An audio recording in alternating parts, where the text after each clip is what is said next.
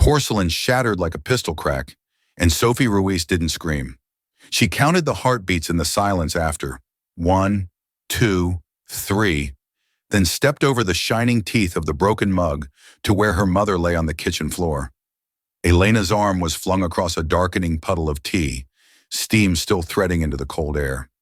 Blood, thin as a pencil line, traced behind her ear. Sophie was 7, with socks that never matched, and a stuffed koala that slept under her pillow. She put the koala on the counter, climbed up after it with knees that shook, and unlocked her mother's phone. "Call Uncle Ryan," her mother had said once, when they were laughing and not scared. The phone slipped in her palm, her thumb missed by one number. "Hello," a man's voice said, low and steady. "Uncle Ryan?" Sophie's voice came out too small. A pause. "No, this is not Ryan. Who is this?" "My mom fell," she whispered, because whispering felt safer, like she could keep the room from breaking further if she kept her voice small. "She won't wake up. She hit her head. Please come." "Where are you?" No panic, no questions that made her feel stupid. Just that, quiet as snow. Sophie looked toward the door. "Above Jimmy's tools. The red door, 3B. I'm on my way." The line clicked dead. Sophie stood there with the phone in both hands, facing a mother who didn't move, and a kettle that had forgotten how to whistle. She slid down the cabinet and sat beside Elena, careful not to touch the blood. She whispered to the ceiling, "Hurry." 13 minutes is a long time when every clock tick sounds like a decision you can't undo. Sophie took her mother's hand and stared at the brown calendar on the fridge where 3 dates were circled in red. Rent, school picture day. Sophie's library books due. She kept reciting them like they were spells that could bring breath back. The hallway outside groaned, an old radiator exhaling. Then the building trembled under a heavy, immediate sound. A car door slamming. Another. Boots on stairs, taking them 2 at a time. 3 deliberate knocks that weren't a neighbor's knocks. Sophie went to the door, pulled it open 1 inch, then 2. A tall man filled the gap, framed by the lemon-yellow light of the buzzing hallway fixture. His hair was dark and damp with melting frost, his coat open over a black sweater. He didn't smell like the building. No dust, no cooked cabbage, no old pipes. He smelled like the outside, like January air. "You came," Sophie said. "I did," he replied, and there was something in the way he said it that made it true already. He slid through the door without shouldering it further, as if breaking things mattered, even now. In 3 balanced steps, he was beside Elena, kneeling. "Hey," he said softly, not to Sophie, not to himself, to the woman on the floor. He touched the inside of Elena's wrist, then the hollow beneath her jaw.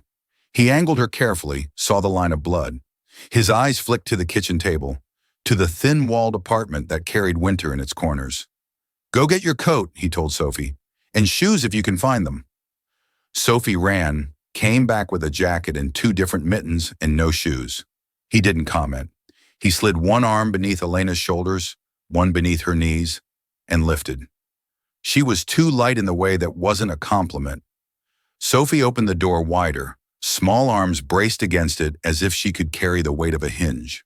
The man moved through the hallway like he'd rehearsed it, careful not to break Elena against the narrow angles, careful with every cheap paint chip and uneven nail. Outside, the night was the kind of cold that made the world sharp. The SUV waiting at the curb had windows like calm eyes and an engine that hummed with money. He placed Elena across the back seat, buckled her in with a gentleness that made Sophie want to cry for the first time.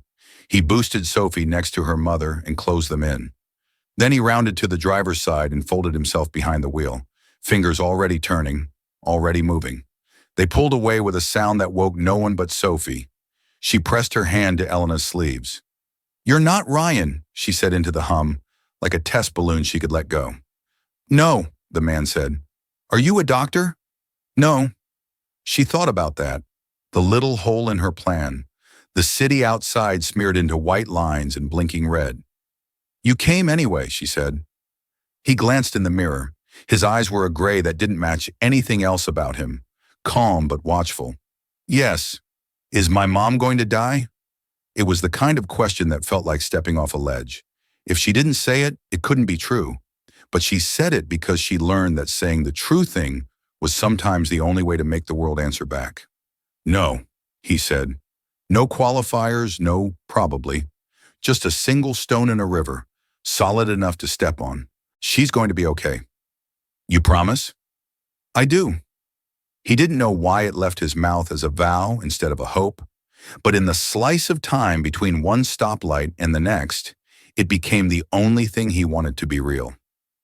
They cut through streets he knew from a different life, routes to investor dinners, charity galas, quiet exits he kept in his head. But tonight the map belonged to a small apartment over a shuttered hardware store and a red door with a loose hinge. He took the side road by the river where the ER entrance opened like a mouth of light in the cold. He didn't idle. He stopped where stopping wasn't allowed, hazard lights stuttering a warning he ignored. He was out and moving before the security guard could mark the license plate. Inside, the fluorescent air swallowed them. The night clerk looked up, her mouth already forming a policy. "Sir, you—" "She needs a trauma bay," he said, voice low enough to be polite and absolute enough to end the conversation. He didn't have to raise it. Some people wear authority, his wore him. Nurses move the way they move when someone gives them permission to do the right thing without arguing with a checklist. Elena disappeared behind a curtain that wasn't a wall, and Sophie's hand ended up inside the man's without her remembering when it happened. They sat on a molded plastic bench that tried to be a seat and failed. The vending machines buzzed like insects. The man bought a bottle of water that came out lukewarm. He handed it to Sophie like it was a ritual that meant survival. She held it to keep her hands from shaking. He gave his name only when she asked because the question had the round curiosity of a child who has not yet learned that names can be used to pull people apart. "I'm Damien," he said. "Damien what?" "Ward." She repeated it, tasting the shape. It meant nothing to her the way the names on her classroom chart meant everything. Who would sit next to whom? Who could run faster? Who had a joke always ready and who didn't laugh at the right times? "I'm Sophie," she said, as if they were at a playground and she was offering a turn on the swing. "Hi, Sophie," he said, and something in his face shifted, uncoiling from a posture he had held for years. Chin up, jaw set, a man nobody told no to his face. "How did you know where to go?" she asked after a while. "The hospital, I mean." "I guessed," he said, and I remembered. "Remembered what?" "That when you need help, the door is never where you think. You just pick one and go through fast." "That's not how doors work," Sophie said. "It is at night," he said, and almost smiled. A nurse in scrubs patterned with tiny planets appeared. "She's stable," the nurse said, looking at Sophie first and the man second, as if she had correctly judged the axis the room spun on. "Concussion, dehydration, we're monitoring, but she's waking up." "Can I see her?" Sophie asked. "In a minute." The nurse glanced at Damien's hands, clean but tense. "You can come too," she added, because the world notices a person who carried a stranger through it, and because kindness can be precise. When they pulled back the curtain, Elena Ruiz was the color of winter under streetlights. Her eyes opened like the slow unblinking of an animal who had expected a different ceiling. She saw the IV, the blood pressure cuff swallowing her arm, the stranger who had learned the shape of her apartment without being invited. She sat up too quickly. The room tilted. The man moved his hand up, not to touch her, but to stop the world from knocking into her. "Careful," he said. "You fell." "Who are you?" she asked, voice roughened by the kind of sleep that isn't sleep. "Sophie called me," he said, and it was the truth without the prepositions. Elena looked at her daughter, who was suddenly small, and not small at all, the way children become both when something breaks. "I told you to call Uncle Ryan," she said. "I did," Sophie whispered and held up the phone like a confession. "But I did it wrong. I called him." Elena's hand found the edge of the blanket. She turned to the man. "And you?" "Came. I was closer than an ambulance," he said. "And I didn't want you on a hallway bed." She blinked. "People don't usually—" "I know." A silence settled that wasn't empty. It was a place to put something down. He put down a folded paper with his name on the signature line, not hers. "Your discharge will be covered," he said. "No strings." "I can't," she started. You don't have to, he said, a man who had once negotiated entire cities into bending and who now folded himself around a single refusal he would not allow her to make. Elena looked at her daughter, then back at him. She didn't thank him with words because some debts are uncountable, and some gifts refuse to become debts even when you try. Instead, she said, Sophie, tell him your library book is due on Friday. And Sophie did, and the nurse laughed, and the room, absurdly, became a place where Friday existed. Later, when the paperwork was a neat stack and the night shift had traded its coffee for water, Damien stood in the doorway and watched them, mother and child, a gravity he hadn't felt in years pulling him to an axis that wasn't profit or penance. He had intended to walk away once the crisis ended. He had intended to fold this into the part of his life labeled philanthropy. Tidy, tax-deductible, safe. But Elena's eyes had steadied on him like a hand on a wheel. And somewhere between the wrong number and the promise he should not have made, something in him had turned. Sophie squeezed his sleeve as they wheeled Elena toward the exit. Are you coming home with us? She asked as if it were simple. Only to the door, he said. For now, she said, wise in the way children are when they forget to be scared. They crossed into the night where breath was visible.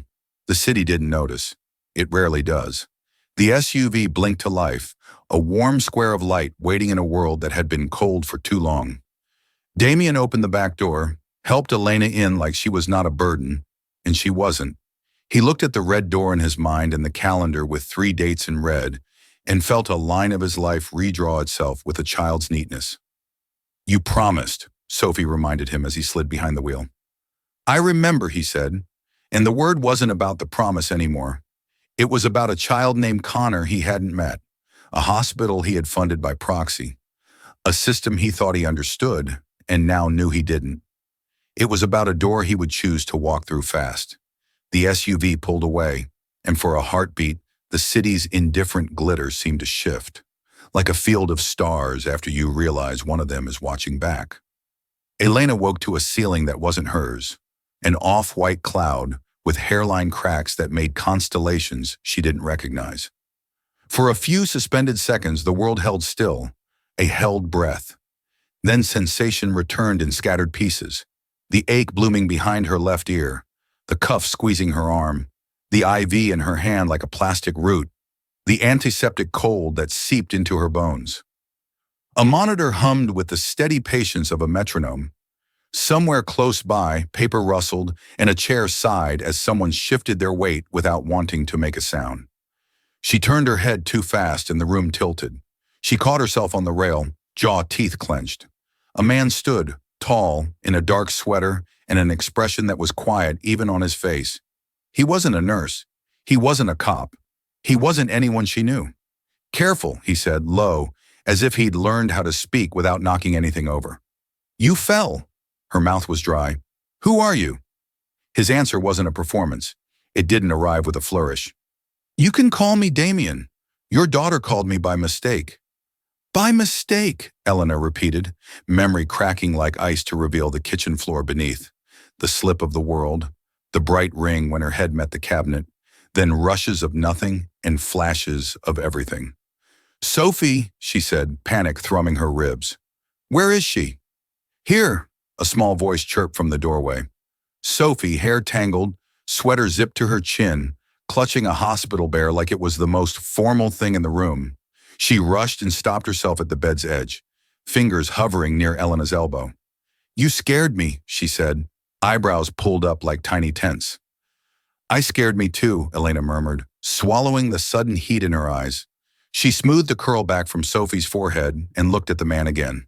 You came, she said, and the words held more weight than they should have, because they were about more than one night. I did, he said simply. What time is it? Elena asked, not because she cared about numbers, but because time had a way of translating fear into logistics. If it was still night, she was allowed to be weak. If it was morning, life demanded invoices and lunchboxes. Just after 3, Damien said, checking the watch he wore like an old habit. The nurse pushed through the curtain then, scrubs splashed with tiny planets as if the night sky had offered to help. Miss Ruiz, she said with a confidence that made Elena breathe easier. You gave us a scare, but your scans look clean. Concussion, dehydration, a few stitches. We're keeping you a bit longer, then discharging with instructions to rest, which you will follow because I saw your chart and you don't sit down. Elena began, ready to argue on principle. The nurse smiled with the accuracy of someone who could read the shape of your protests before you formed them. You'll feel like you can do laundry and start a new life around noon. Don't. Hydrate. No serious screens. Light meals. Someone to check on you. Her gaze slid to Damien, professional but measuring. He wasn't family. He had the stillness of a solved equation and the clothes of a man who didn't notice price tags. He didn't fit the picture, but he had carried a stranger in from the cold without asking for permission first. The nurse, who had seen all kinds of people at all kinds of nights, nodded almost imperceptibly at him. We need a responsible party for the discharge. I signed, he said. Elena stiffened. No, I can't. It's done. He said it like a door quietly closing on a draft. There are no strings. She studied him, the way you study a bridge before you step on it. He didn't gloat. He didn't explain how. He didn't sell her on the story of his generosity. He just made it a fact. Thank you, she said. And somehow it didn't sound like defeat. He unfolded a paper from his coat pocket and laid it at the edge of her tray. Proof of things moving through systems she couldn't afford to touch.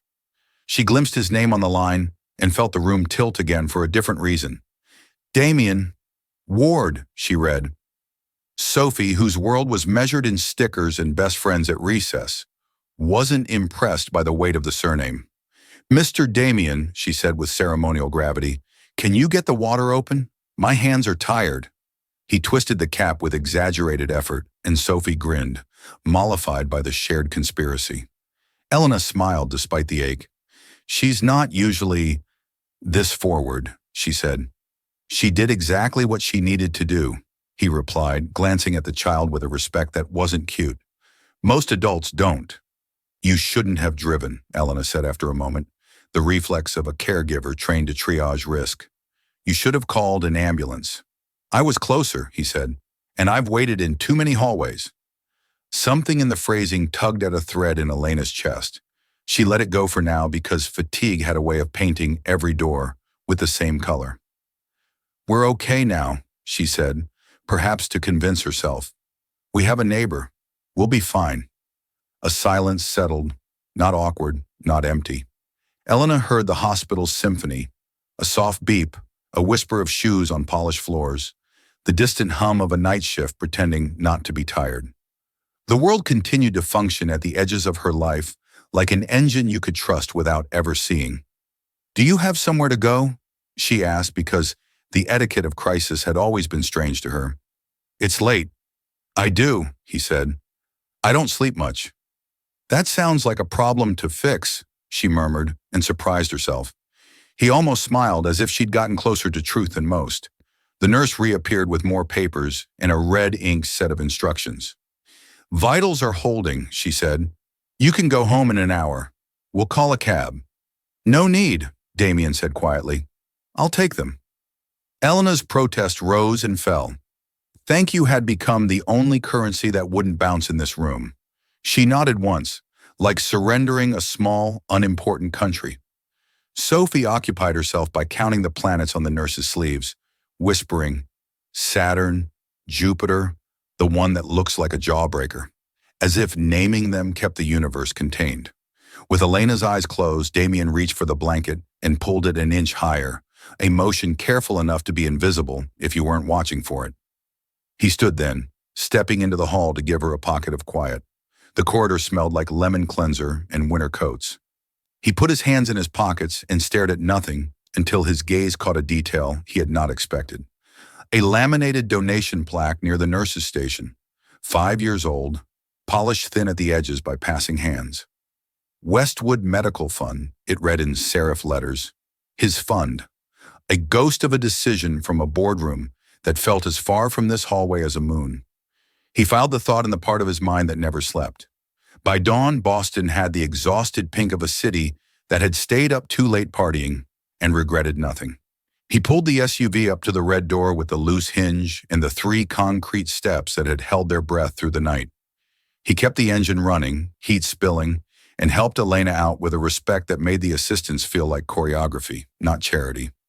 Sophie hopped down, hair wilder now that day had claimed her. On the landing, Elena paused with the key in her hand. The door smelled faintly of dust and radiator steam. "I can manage," she said, testing the shape of independence. "I know," he said. "I'll carry the bag." The apartment was warmer than the hospital, but somehow colder in the way homes are after emergencies. Objects a half-inch out of place, breath leaving a fog on a window that never fogs. The broken mug had been cleaned in the gaps of the night by someone who needed to tidy what couldn't be solved. Elena sank onto the edge of the couch as if instructed by the universe. Sophie pulled a blanket over her legs with the bossiness of a small nurse. "You have to rest," she announced. "The lady with the planets said so." "The lady with the planets did say so," Elena agreed, and let the blanket be heavier than it was. Damien set the hospital bag on the counter. He didn't catalog the room, but he absorbed it. The calendar with 3 dates circled in red. The photo tacked to the fridge with a bent magnet. A school drawing of a cat that looked like a sun with whiskers. These were the kinds of details that made a life. He was old enough to know you couldn't buy them, and young enough to resent it. "I don't know how to thank you," Elena said. It wasn't an apology. It wasn't a debt. It was a note on a staff line, a tone the room would hum for a while. "You don't have to," he said. "You'll need rest, hydration, no stairs if you can avoid them." She opened her mouth to say that avoiding stairs in a walk-up was an adorable suggestion. She closed it again. "We'll be fine," she said instead. He nodded once. At the door, he hesitated. "Elena," he said, tasting her name like checking a lock. "Where did you work? Before?" She blinked, caught off guard. "St. Mary's," she said. "Oncology." "Why?" "No reason," he said. It sounded familiar. She thought about explaining the way familiar could be a wound. She didn't. She tightened the blanket and lifted her chin a fraction, the way she had in faculty meetings when they asked her to sit down and be grateful. "Sophie, say thank you." "Thank you," Sophie said, formal and soft.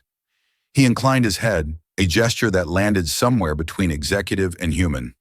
"Get some sleep," he said, and stepped back into the hall where the building hummed at its usual pitch, indifferent to the fact that something fundamental had moved.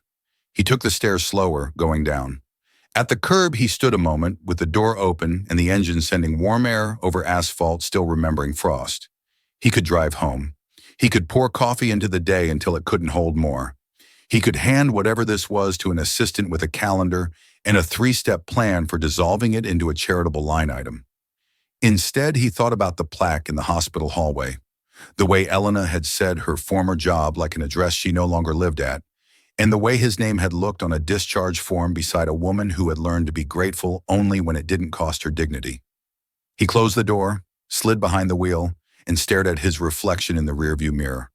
A man who had built a life where nothing unexpected was allowed to change him, and who had been changed anyway by a 7-year-old with mismatched socks. He pulled into traffic as if it would carry him somewhere he had not planned to go. The morning light drew a hard line on the river. Somewhere a board would convene, agendas printed, minutes recorded. Somewhere a fund would be audited only if someone insisted. He didn't yet know what insisting would cost. He knew only that a wrong number had become a right door, and that he had already stepped through. The knock came late morning, 3 measured taps that sounded like they had rehearsed themselves on the way up. Elena had just scrubbed the last pale smear from the kitchen tile and was rinsing the rag under cold water, the sting of antiseptic still in her nose. Sophie was at the table, coloring a cat with every marker she owned, switching colors with a solemnity that made Elena smile despite the ache in her skull. "Elena?" the voice asked through the door, low and not quite formal. She hesitated only a second. The building didn't attract couriers or friends at this hour, and Uncle Ryan always texted twice before he climbed the stairs. She wiped her hands on a dish towel and opened the door. Damien stood there in a dark blazer over a sweater, bareheaded, hair damp from a winter drizzle. He held a simple paper bag, like it might swing and break. "I brought a few things," he said, and lifted it as if to prove it wasn't an excuse to cross a threshold. What kind of things? Elena asked, wary not because she suspected harm, but because trust had become a currency she rationed. Antiseptic, gauze, a digital thermometer, electrolyte packets. He shrugged. And the groceries closest to soup. Sophie swiveled in her chair. Mr. Damien, she said, the M capitalized by sincerity. My mom has to rest. I heard a rumor, he replied, and his mouth almost smiled. May I come in? Elena stepped aside. Just a minute, she said, and hated how much it sounded like a permission she didn't want to give. He set the bag on the counter and scanned the room the way people do when they're trying not to intrude. Glances that noticed without taking. His eyes settled for a heartbeat on the faint discoloration in the grout near the baseboard, then lifted. I'm okay, Elena said too quickly. The nurse said it's mostly rest. You don't sit still well, he said, an observation without judgment. Neither do you, she countered, surprised at herself. Sophie hopped down and began inventorying the paper bag with the solemnity of a customs inspector. Bandages, she announced then, reverently. Crackers. Elena's head throbbed with the memory of fluorescent light and the way the nurse had looked at Damien. She reached for a glass and realized her hands were still damp. He poured water from the sink, handed her the glass, then placed the electrolyte packet beside it without comment. She tore it open and stirred, because accepting help is sometimes an act of care for the person offering it. Thank you, she said, then added quieter. For everything. You're welcome, he replied, and the words didn't try to do more than they were asked. They stood in a quiet that wasn't awkward, punctuated by Sophie humming something that might once have been a lullaby. Damien's gaze flicked to the fridge. A photo held up by a bent magnet showed a younger Elena in a hospital hallway, hair tucked back, smile functional, but real. A badge clipped to her pocket, the logo in the corner, St. Maron's.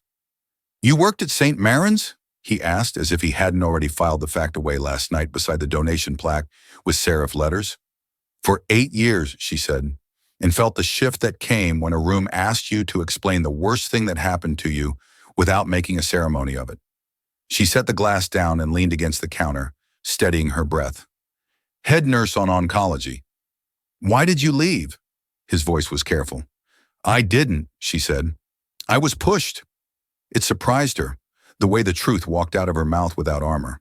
A child died, Connor. He was 7.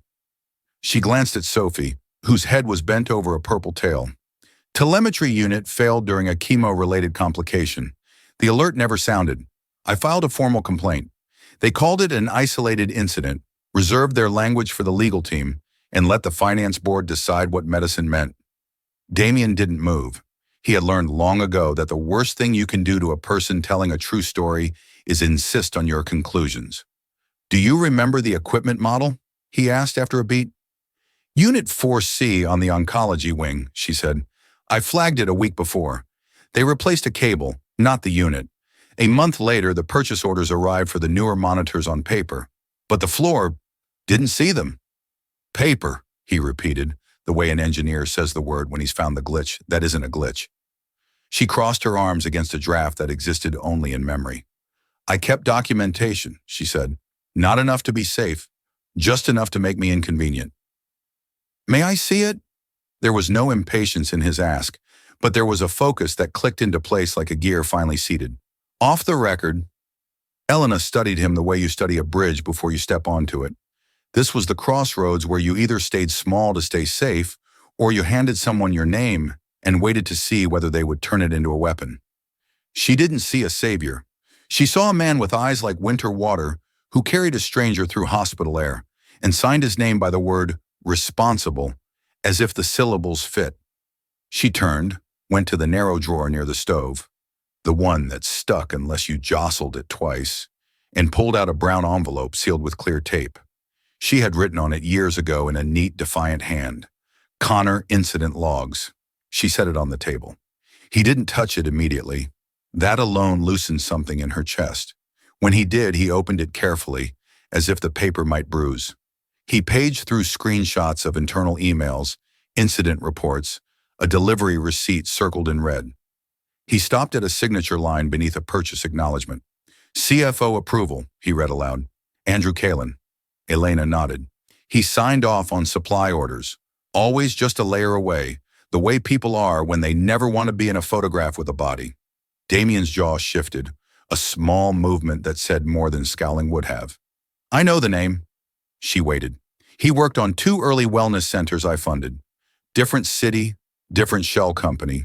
Budgets ballooned, outcomes vanished. He closed the folder. I wrote them off as inefficiency. He set his palms on the table. I was wrong. Sophie looked up, sensing a change in gravity more than content. Is Mr. Damien in trouble? She asked. Not today, he said gently. Today I'm just reading. Elena exhaled, a sound that wasn't quite a laugh. Reading gets people fired, she said, but sometimes it saves them first. Do you trust me to keep this? He asked, lifting the envelope. I don't trust easily. She met his gaze without blinking. I trust facts, and I trust the way you carried my daughter's night like it was a glass of water you didn't want to spill. He nodded, the motion spare and honest. He slid a small black card from his pocket and placed it beside the envelope. No logo, just a number. Call me directly if you remember anything else. Don't email. Don't text. That's dramatic, she said, then saw he wasn't being dramatic. He was being precise. All right. He glanced at the calendar on the fridge and at the faint line of sutures behind her ear. You need to rest. I'll rest, she said. Then I'll cook something that pretends to be soup better than the thing in that bag. Sophie perked up. Pancakes pretend to be soup, she offered. Damien's mouth tilted. That's a controversial opinion. We're brave, Sophie said. Yes, he said quietly. You are. At the door he paused. Elena, he said, and she heard the weight of choosing to say a name at a threshold. If I find anything, if I can make any of this move without hurting you, I'll let you know. You can't promise that, she said, not to scold, but to keep the air honest. I can promise not to let it move over you, he said, and to stand between if I have to. She looked at the envelope in his hand and at the child behind her, cutting a sun into strips of yellow. Stand where you like, she said. Just don't step on my kitchen floor. It was a joke too small to be a shield and exactly the size she could hold. He raised a hand in a gesture that wasn't quite a wave and took the stairs down 2 at a time, softer now. On the sidewalk, drizzle stitched itself into a fine gray curtain. He slid into the SUV, dropped the envelope on the passenger seat, and stared at it for a long breath. Then he reached for his phone and dialed a number he kept for the work that didn't live on org charts. Jonas, he said when the line clicked. I need a full audit on Westwood Medical Fund. Every grant, every subcontractor, last 5 years. Quiet. Start with St. Marin's and pull everything you have on an Andrew Kalin. Cross-reference with MedCore Integrated Holdings and any wellness initiatives that went dark after 18 months. On the other end, the man didn't waste syllables. I'll start pulling it now. Jonas, Damien added, eyes on the second-floor window where a small figure leaned into the light to tape a drawing to glass. Assume we're already late. He ended the call and let the engine idle. The city moved at its indifferent speed, and the building sighed old radiator steam into the day.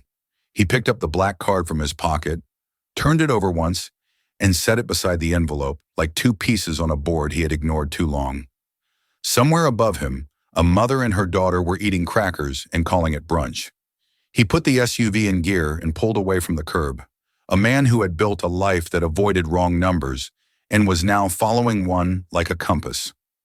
Back upstairs, Elena locked the door and slid the chain into place. She leaned her forehead against the wood and exhaled. Sophie tugged her sleeve. Is he our friend? She asked. He might be, Elena said. Then can our friend come back for pancakes? Sophie asked, hope organized neatly in her voice. Maybe next time, Elena said, when the kitchen doesn't look like it lost a fight. It already won, Sophie said, pointing to the clean tile. Elena laughed, the sound small and real. You're right, she said, and went to the drawer where she kept a red spiral notebook no one knew about. She opened it and wrote a date at the top of a fresh page, then 2 names she had once been warned not to say out loud. The words came easier than she expected. Outside, winter rain tapped the window like someone insisting with knuckles you couldn't ignore. Damien didn't go home. He rarely did when something clicked into place in that quiet, predatory way that meant a handful of facts had found each other and decided to become a pattern. He took a service elevator from the underground garage directly to the 12th floor, his private office wing where the lights were motion sensor shy and the glass held the city at arm's length. The envelope Elena had handed him lay across the passenger seat for the ride, and now it lay across his desk, open, the pages breathing faintly each time the HVAC murmured. He didn't sit immediately. He stood with both palms on the cold table and read the incident logs again from start to finish. Not as a CEO who had learned to skim for outcomes, but as a man who understood that the body counts were always hidden in the footnotes. Connor, 7. Telemetry, 4C. Alert failure. Code called too late. He forced himself to read each timestamp twice. Then he opened the purchase receipt Elena had circled. CFO approval, Andrew Kalin. The signature was a thin, neat loop that looked like it had been practicing being anyone's. He picked up his phone and called the number that lived in a different part of his head from calendar reminders and earnings calls. Jonas, he said when the line clicked, I need a full audit on Westwood Medical Fund. Every grant, every subcontractor, last 5 years. Quiet. Start with St. Mary's. Cross-reference any connection to Medcore Integrated Holdings and an Andrew Kalin. He's our keystone. The keyboard sounds on the other end were their own language. Heard, Jonas said. I'll scrape the ledger mirrors, then go off network if I have to. If you have to, Damien repeated, not as permission, but as cover. He ended the call and sat, finally, the chair taking his weight like it had been waiting to learn whether he still deserved to be held up. The city beyond the windows blurred into a field of light. He reached for the black marker he used when he needed to think like an engineer again, not a brand, and mapped the connections on the glass table. St. Mary's, Westwood, subcontractors, Medcore. Then a branching line, Kalin, former projects, wellness centers that had burned cash and disappeared. He wrote names he hadn't said out loud in years, contracts that had taught him how philanthropy could become a laundry system if you let it. He had told himself that market inefficiency was a cost of doing good at scale. He had been wrong in a way that tasted metallic on his tongue. 2 a.m. turned into 3. The building settled into the kind of quiet that makes the hum of a server room sound like a heartbeat. On Damien's screen, a series of ledger exports populated in staggered bursts. Westwood disbursements to Medcore subsidiary B, then to a shell that qualified as rural diagnostics pilot. Another to a palliative support center in Vermont that had never filed a patient outcome report.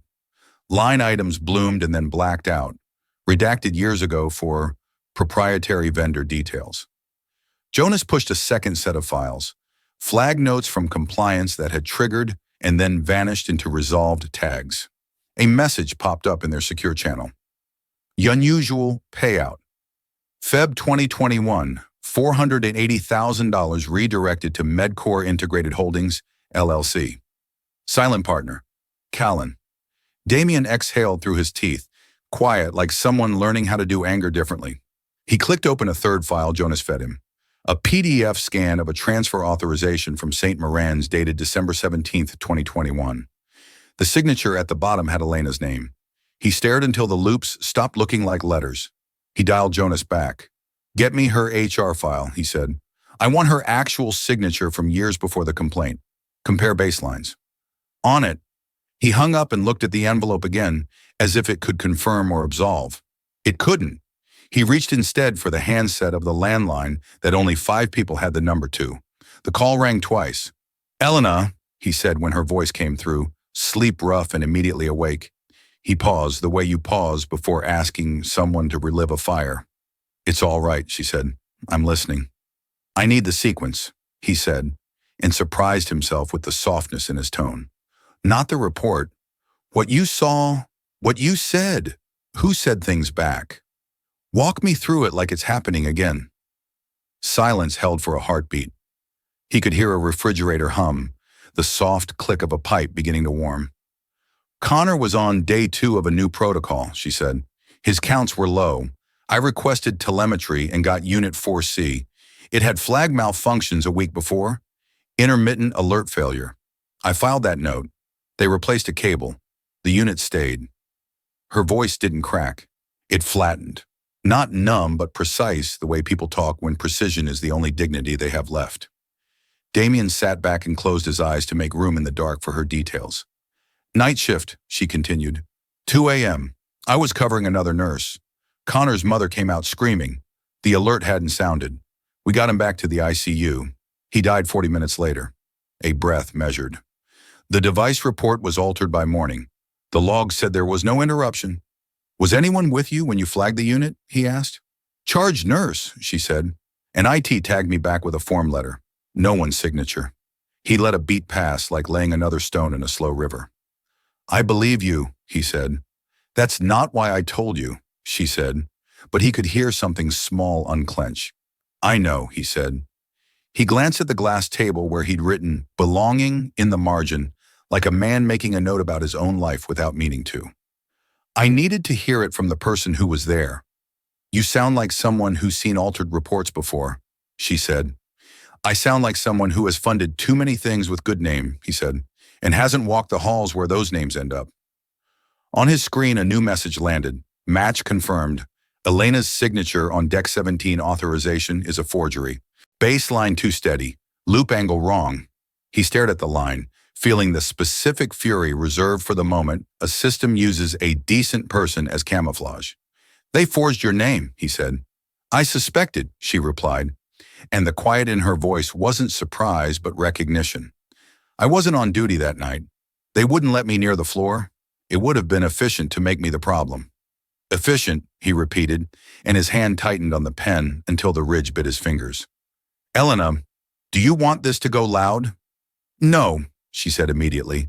I want it to stop. Loud is for men who want credit. I want the machines pulled and the paper trail restored. Quietly. Quietly, he promised. He thought of Sophie asleep in the next room and felt something like an oath form in his chest. I'll do the rest. He hung up and dialed a different number, this one belonging to a man who owed him nothing and had chosen to stay anyway. The line picked up with a dry cough laughter. Charles, Damien said, I'm bringing you something ugly. Meeting room 47. 1 hour. Not on the calendar, Charles replied. Good, Damien said, and ended the call.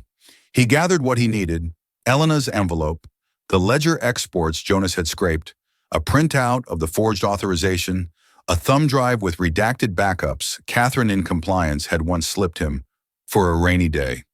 The day had arrived with drizzle on a narrow East Boston street and a 7-year-old who misdialed her uncle. He wrote Connor on a sticky note and tucked it into the folder where he would see it first when he opened the cover. Not to dramatize, but to stop himself forgetting the reason paperwork mattered. The 47th floor boardroom had a view of the river that made men lie to themselves about their motives. Charles Whitmore was already seated when Damien walked in, sleeves pushed to his forearms in the performative manner of a man who'd done real things before the performance started. He adjusted his reading glasses and waited while Damien laid out the pages like a magician about to reveal that there had never been a trick at all. These aren't public, Charles said, reading the ledgers. No, Damien said. Charles turned another page. This letter from the nurse, she never sent it. She kept it, Damien said, and felt the papers weight again. Until last night. Charles went quiet in that rare way he did when the calculus had shifted out from under him. He flipped to the forged transfer authorization and tapped the signature with a blunt finger. If this is real, we're not talking about some procurement sloppiness, he said. We're looking at concealment around a fatality investigation, and a CFO who's been shaving from the edges. Kaylin, Damien said. You want noise? Charles asked, eyebrows up. I want him gone and the machines pulled, Damien said. I want an internal audit with teeth. I want Elena protected, and I want no one to know her name. Charles studied him. For a moment, he didn't see the man the press had sharpened into a silhouette. He saw the version of Damien who had slept on a cot in the server room for 3 weeks during a hurricane and rewired a city's emergency response protocol on a whiteboard that still smelled like fumes. Compliance? Standing by, Damien said. No digital trail. Charles closed the folder and slid it back. I'll take it to audit. It stays off the books until legal verifies. If this leaks, it won't, Damien said, and was more certain than the sentence deserved. He thought of Elena saying, "I don't want loud." He thought of Sophie counting planets and inventing soup out of pancakes. He thought for the first time in years about what a promise was supposed to cost the person making it. He left the boardroom without looking at the view. Back in his office, the sun was trying to pry the river open. He dialed one more number. When Elena answered, he didn't tell her about agendas or votes. He told her one thing. "They'll pull the units today," he said. "Everyone flagged. No press." She didn't exhale like someone saved. She exhaled like someone who'd been listened to at last. "Then I'm done," she said. "Not yet," he said, and caught himself. "Not unless you want to be." There was a pause, the sound of a pencil scratching paper in a small kitchen. "If I help you for a week," she said slowly, "can you keep my name off everything?" "Yes." "Then for the patients," she said. "And only for them." "Only for them," he repeated. He looked at the marker lines on the table where a man's life had been redrawn by a wrong number. It didn't feel like fate. It felt like finally paying attention. The boardroom silence from the previous night lingered like a held note long after Damien left. It wasn't victory. It wasn't even relief. It was motion, the kind that carried both risk and promise in the same breath. By morning, Westwood's audit division had begun assembling a preliminary review. But in the guarded language of corporate survival, that meant a quiet war had already started. Damien didn't wait for updates. He went back to East Boston. Elena opened the door before he knocked, as if she had been listening for his footsteps. Sophie was at school, her backpack already hung on the chair beside the door, like a small sentinel. The apartment smelled faintly of cinnamon tea. Damien stood at the threshold for a second longer than necessary, coat still on, a folder in his hand that seemed to weigh far more than paper. "You found something," she said before he spoke. He nodded once. "It's worse than we thought." She stepped aside. He entered. The same cracked tile, the same worn counter, but the air felt heavier, as if the apartment understood that secrets had weight. He set the folder down on the table and didn't sit. The CFO, Kalen, he wasn't just negligent. He forged records, siphoned funds through shell companies tied to the medical supply vendors, including the monitors that failed in your unit. Elena's face remained unreadable, but her hands gripped the back of a chair. "You can prove it?" "I can now." He tapped the folder. "Enough to force an internal suspension. But he won't go quietly. He's connected and he's angry." She gave a tired half smile. "Men like that always are." Damien hesitated, then said what he had come for. "I want you to come with me, not back to St. Marin's, not as staff, as an independent advisor. You're the only one who knows the inner structure. I need you to help the audit team understand what to look for." Her response was immediate. "No." He blinked. "You don't even know the terms." "I don't need to. I live that place. I know what it does to people who try to change it. I can't go back there." Her voice sharpened, then softened again. "You don't know what it's like to spend every day fighting a system designed to outlast you?" "I do," he said quietly, and for a moment something raw flickered across his face. Old failure, buried headlines, the kind of exhaustion that only comes from surviving yourself. She looked away. "I'm not you.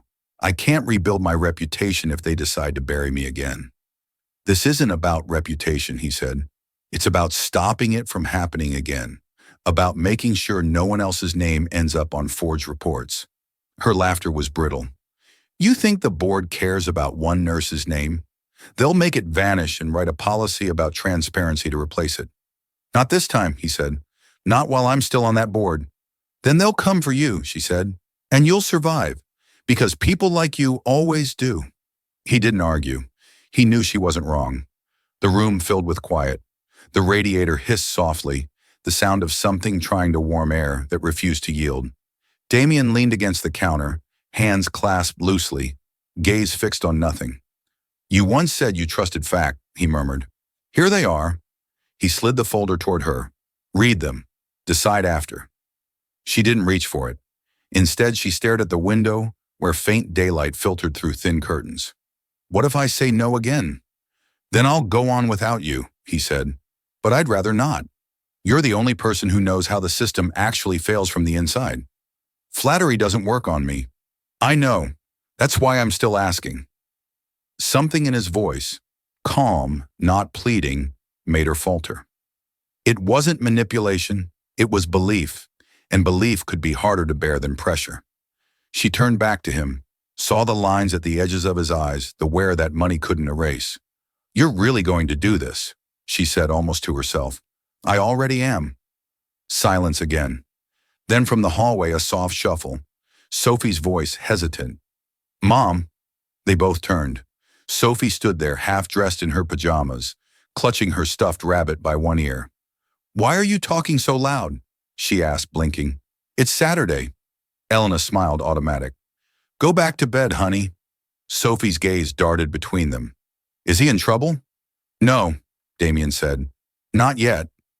She squinted, considering this adult ambiguity, then asked, "If you help him, will the bad people stop hurting others?"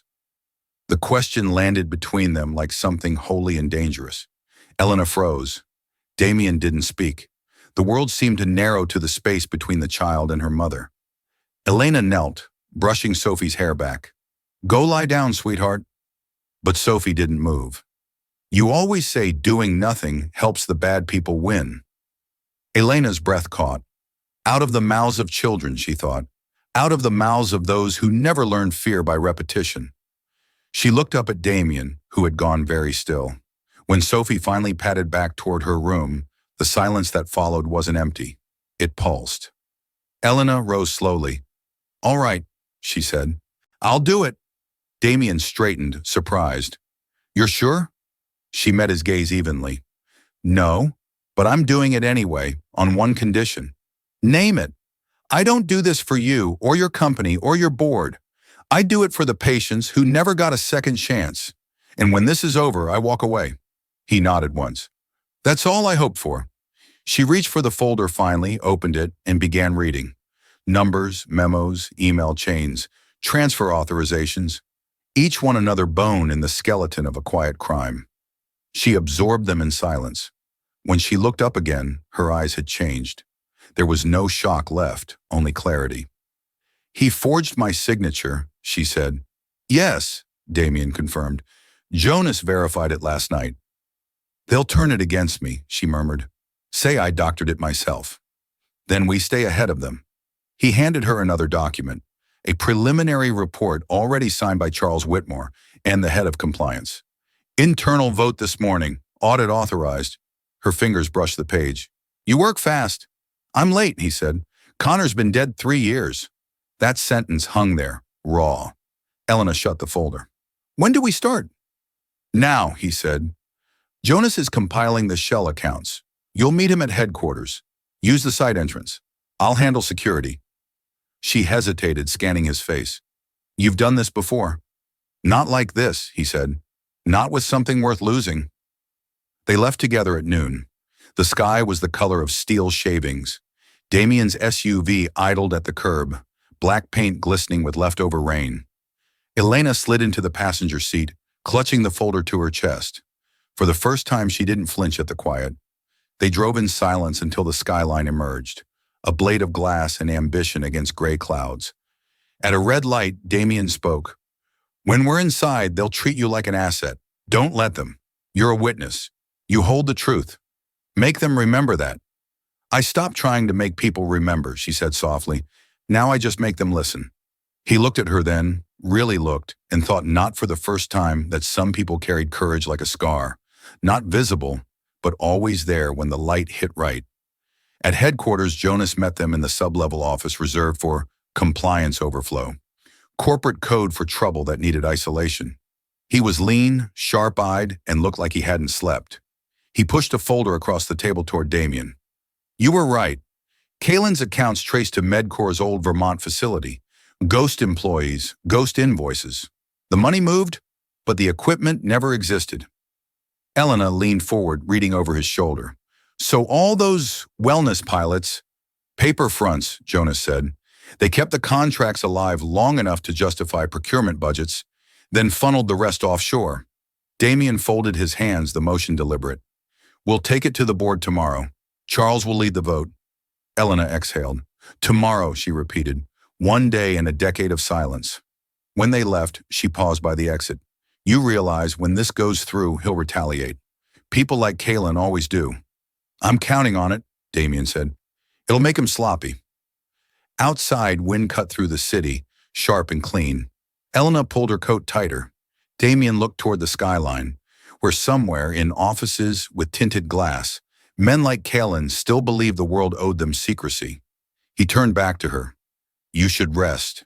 Tomorrow changes everything. Tomorrow never changes everything, she said, but it might change enough. Damien almost smiled. Then that's where we start.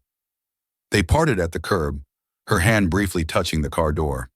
It wasn't gratitude, it was acknowledgement. A line crossed, a decision made. In his rearview mirror, he saw her climb the stairs to her building, the folder hugged to her chest like a relic of both destruction and proof. And for the first time since this began, Damien Ward felt something he hadn't felt in years. Hope, not in systems, in people.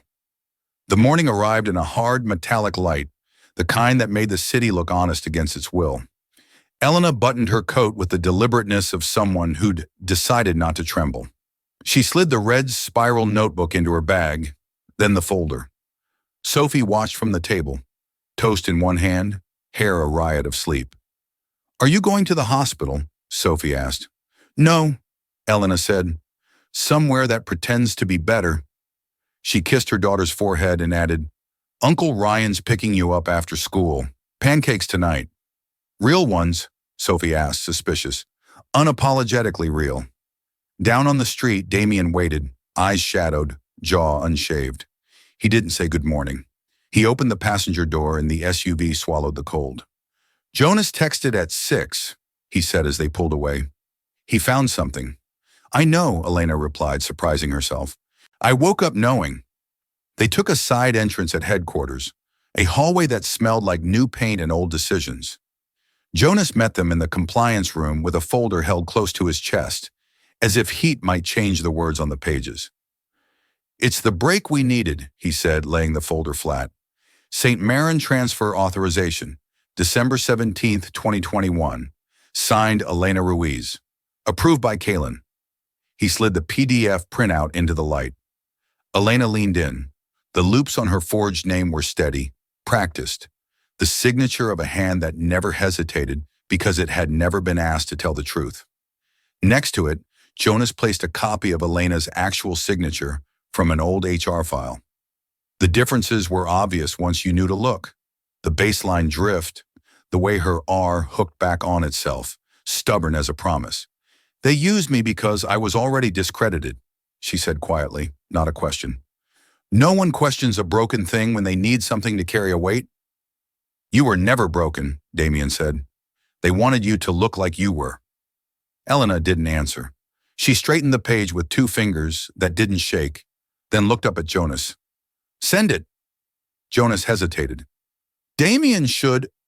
Her name, her hand, Damien interrupted, voice even. She sends it.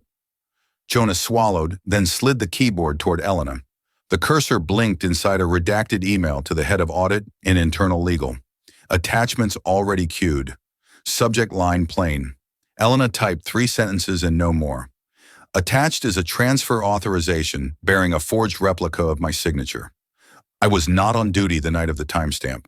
I request immediate suspension of CFO Andrew Kalen, pending investigation, and a full pull and quarantine of the 4C telemetry units.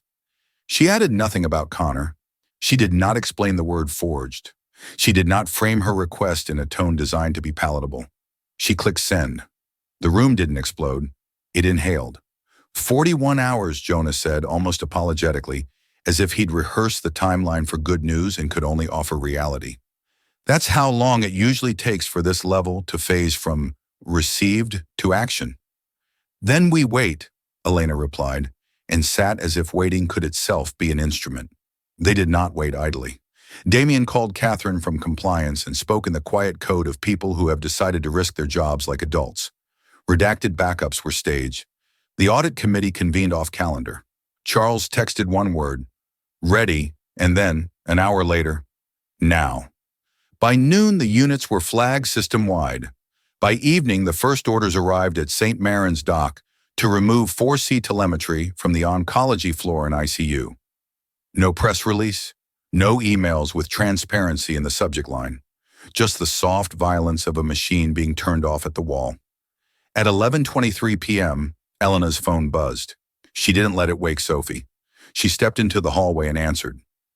"Internal action has begun," Catherine said, her voice flat with the discipline of someone doing the right thing without asking for credit. "Expect a notice by morning." "Thank you," Elena said. Not gratitude, a ledger entry. Morning arrived, and with it, a 6-sentence post inside the Westwood Executive Channel. Sterile font, bloodless tone. Effective immediately, CFO Andrew Kalin is suspended indefinitely, pending internal and federal investigation. Outside counsel retained. All relevant procurement contracts frozen. All telemetry units under review. The message ended with a reminder to refrain from external communication. Damien stared at the announcement on his screen without moving. The room around him held still. He forwarded the screenshot to Charles, to Jonas, to Catherine. Then, with a pause that felt like respect, to Elena. She replied with nothing but a period. He understood. Full stop. By afternoon, the retaliation arrived, as tidy and predictable as a calendar alert. Damien's general counsel forwarded a letter from Kalin's attorney, a performance piece. Alleged defamation, breach of fiduciary duty, malicious interference. There was a paragraph about rogue philanthropy that made Jonas laugh once, hard, then go quiet. "Sloppy," Damien said, reading it. "He's scared." "He's also calling favors," Charles warned over the phone. "Expect a probe into Westwood's funding decisions. They'll try to make this about you." "Let them," Damien said. "We'll open the books." "Not all of us have stomachs for that," Charles muttered. "I didn't ask for all of us," Damien replied. He hung up and walked to the window. The river was a flat, gray scar. He touched his reflection with 2 fingers and thought about how many times he had built something that looked like good from far away, but up close had seams you could cut your fingers on. He thought about the black SUV and a red door, about a girl who never learned to be quiet when the world needed a sound. He texted Elena. "Units pulled. Legal noise starting. You safe?" Her response took a minute. "Yes. Sophie with Ryan. I'm at the apartment. Door locked." He looked at the word apartment until it meant shelter again. At dusk, he drove to East Boston with nothing to deliver and everything to say. He knocked 3 times and the door opened on the chain. Elena looked out, hair pulled back, eyes alert. "May I?" he asked. She slid the chain and let him in. The heat from the oven made the room feel like someone had remembered to keep watch. On the table, an envelope lay face down. She flipped it over without flourish, a printout of the executive notice. Beside it, a second page, an acknowledgement of evidence forwarded to federal investigators. "They'll come to you," Damien said. "Questions, statements." "I know. We can assign counsel," he added. "No invoices will find you." "Assign," she said, and didn't dress it as gratitude. He nodded. "There's something else." He placed a smaller printout beside the notice, a scan of the forged authorization with 2 signatures highlighted. Elena's false name, Kalin's real one. "It will go public eventually," he said, "but not from us." "What happens to the families?" Elena asked, fingers on the paper but not pressing. "The ones who lost, exactly what I almost lost." "We'll resource the review team to contact them," he said, "not with optics, with actual help." She tilted her head, almost smiling at the notion of actual help residing in a policy. "Good," she said, then softer. "Connor's mother. Someone should tell her the truth, not a lawyer." "I know," he said. They stood in the kitchen's yellow light. Outside, the city went about its beautiful, indifferent business.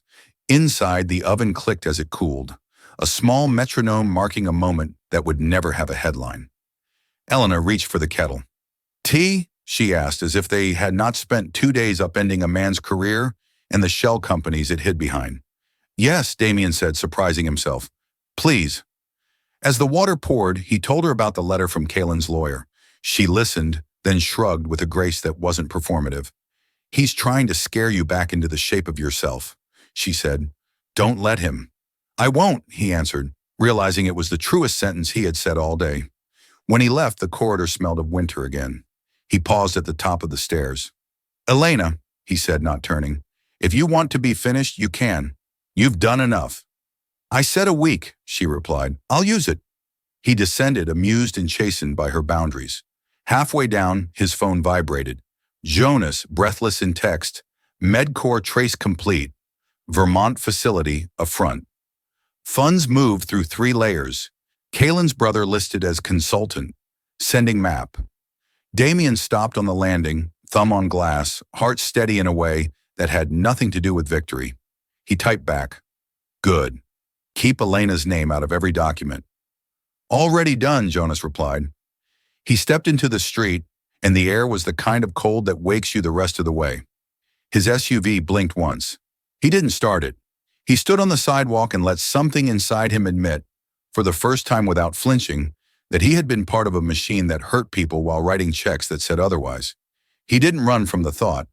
He let it stand beside him until it felt less like condemnation and more like instruction. 2 blocks away, a bus groaned and moved. Upstairs, a kettle clicked. Somewhere across town, a man packed an office he'd thought he owned. Damien got into the car and drove, not to a boardroom, not to his empty penthouse where the windows had always watched him back, but along the river, where the bridges made sense in their naked arithmetic. Weight, span, tension, purpose. Nothing a story could spin, only the truth standing there, holding. By the time he reached the turn for Midtown, his phone buzzed once more. "Catherine. Federal contact confirm receipt. They'll request interviews. Your board wants reassurance about messaging. Please advise." He typed while the light held red. "No messaging. No press. Fix it first." He put the phone face down. When the light turned green, he didn't move.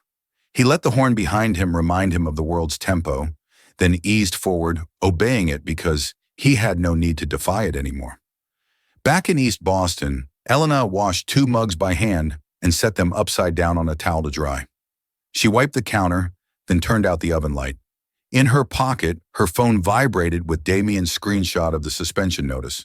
She looked at the 6 sentences again and thought of Connor's mother. She thought of the quiet in the ICU at 2 in the morning, the place where alarms fail and hands are asked to do what machines refuse to. She thought of her own name, forged and then unforged by stubborn facts. In the bedroom, Sophie rolled over and sighed in her sleep, the sound of a small life unafraid. Elena crossed to the window and looked out at the street, at the steps, at the red door. She didn't feel triumphant. She didn't feel finished. She felt finally aligned with herself, the way a bone feels when it slips back where it belongs. Tomorrow would bring interviews and forms and men who wanted to narrate her into a palatable shape. But tonight, she could put a period at the end of a sentence and mean it. She turned off the lamp. In the dark, the apartment held. By the time the official report reached the press, it wasn't a story anyone wanted to dramatize. No flashing headlines, no scandals.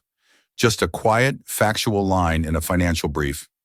Westwood Health Fund announces internal restructuring and compliance overhaul following an audit of procurement practices. To the public, it was another corporate course correction. To Damien and Elena, it was the end of something much older, and the beginning of something neither had words for. The sky above Boston was rinsed clean by spring rain, bright and cold. Damien stood outside Elena's apartment, holding a paper bag that smelled faintly of takeout and rosemary. He wasn't sure why he knocked instead of texting. Maybe some moments needed the sound of knuckles against wood to feel real. The door opened halfway and Sophie appeared first. Her cardigan 2 sizes too big again, eyes still too awake for morning. "You're late," she said, mock serious. "I know," Damien said. "Traffic and truth both move slow." She giggled and stepped back to let him in. Elena was in the kitchen, hair tied up, stirring something in a pot that smelled like thyme and lemon. She turned when he entered, and for a long, still second, neither said anything. The world had changed since the night of the wrong call. Kalen's accounts were seized. Medcore's shadow companies collapsed under the weight of discovery. The Department of Health had opened a secondary review, and for the first time, St. Maron's board included nurses on its compliance council. Elena's name, cleared quietly, restored without fanfare, sat buried in a footnote on page 11 of the audit's final report. She hadn't wanted more. Damien, however, had resigned from 2 boards. The statement he issued was measured and corporate. I believe leadership must yield to integrity when the two diverge. He'd turned down interviews, ignored the podcasts, and sold the penthouse with its glass walls and distant view of the river. Now he stood in a kitchen smaller than his old bathroom, watching a woman who had survived the weight of a system stir soup, like it was both an art and an act of defiance. You didn't have to bring food, she said. I didn't, he replied. I brought dessert. He lifted the bag. Apple pie, from the place Sophie said doesn't taste like chemicals. Sophie perked up. He remembered. Elena smiled, soft and surprised. You have an impeccable memory for pastries. He looked at her over the steam rising from the pot. I'm trying to remember the right things now. They ate at the small table by the window. Sophie talked more than both adults combined. About school, about the frog she found by the playground, about how her teacher said integrity meant doing what's right when no one's looking. That's a good definition, Damien said, smiling faintly. Yeah, Sophie said. It's also hard. He looked at Elena. It usually is. When the plates were cleared, Elena poured tea. Outside, the rain thinned to a mist. They offered me a consulting position, she said finally, voice level. Independent compliance for hospital equipment. Flexible schedule. Remote when I want. Damien's lips curved. You said yes. She nodded. I did. It's not about revenge anymore. It's about preventing repetition. He leaned back. I'm glad. The world needs people who don't scare easy. And what about you? She asked, meeting his eyes. What's next for the man who takes down corrupt CEOs before breakfast? He exhaled, half laugh, half memory. Maybe rest, maybe rebuild, without the titles this time. Lucent Corp without Damien Ward? She teased. Lucent will survive, he said. The man running it needed to learn humility.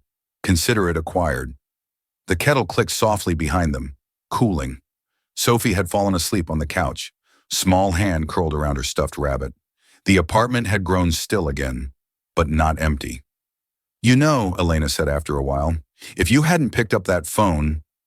He cut her off gently. If Sophie hadn't misdialed, you mean? She smiled. Right. I guess accidents can be merciful. He looked at her for a long time. I don't think it was an accident anymore. I think the world just needed someone honest to dial the wrong number. Later, after the dishes were washed and Sophie carried to bed, they stood by the window, watching the lights shimmer on the slick street below. The city was breathing again. Elena crossed her arms. You should know. I'm not one for fairy tale endings. Good, he said. Neither am I. They fell quiet again. Somewhere downstairs, the radiator coughed. The moment stretched, comfortable, unforced. When I first met you, she said, you looked like someone who'd forgotten how to stay. He turned to her, surprised. And now? Now you look like someone trying to remember. Damien didn't answer. Instead, he reached out, brushing his thumb against the sleeve of her sweater, just above the wrist, an anchor more than a touch. Maybe I could practice here, he said. She didn't pull away. Then you'd better start by stirring. She nodded toward the stove. He laughed quietly, stepped to the counter, picked up the spoon, and stirred the soup that was already finished. The simplicity of it felt like grace. 2 people standing over a stove, the hum of the city beneath them, the smell of thyme and lemon carrying through the air. No grand declarations, no promises shaped like lifetimes, just presence, steady, human, enough. 3 months later, Westwood's new compliance branch released its first quarterly report. Buried in the appendix was a list of community advisors. Second on the list, E. Ruiz, independent. Below that, in smaller print, ethical review partner, D. Ward. Neither of them mentioned it to the other. They didn't need to. Some acknowledgments didn't belong in conversation. They belonged in continuity. Sophie, on the other hand, noticed. One evening, she found the report printout on the kitchen table and pointed to their names. You're both in the same list, she said. Does that mean you work together? Elena smiled. Something like that. Sophie tilted her head. That's cool. So, Can we make pancakes tomorrow? Damien chuckled. I think that's the most practical audit I've ever heard. It rained again that weekend, the same soft drizzle that had carried through every chapter of their unlikely story. Elena cooked. Sophie drew. Damien repaired a loose hinge on the cupboard door with the kind of focus reserved for people who used to sign contracts worth billions. When he was done, Sophie clapped. You fixed it! Elena arched an eyebrow. He's trying to earn his keep. Then he can stay, Sophie declared solemnly. He froze for a beat, then smiled. Permission granted, then. Elena laughed, really laughed this time, and handed him a towel. Dry the dishes, she said. That's step 2. He took it. There's a step 3, isn't there? She looked at him with that same measured calm that had once disarmed boardrooms. There's always a step 3. They worked side by side, the sound of plates and rain and quiet conversation filling the small apartment. Outside, the city glittered, unaware that somewhere above Jimmy's tools, a wrong number had rewritten 2 lives. For the first time in years, Damien Ward didn't feel like he was chasing redemption. He was simply living it, one washed dish, one spoon of soup, one honest breath at a time.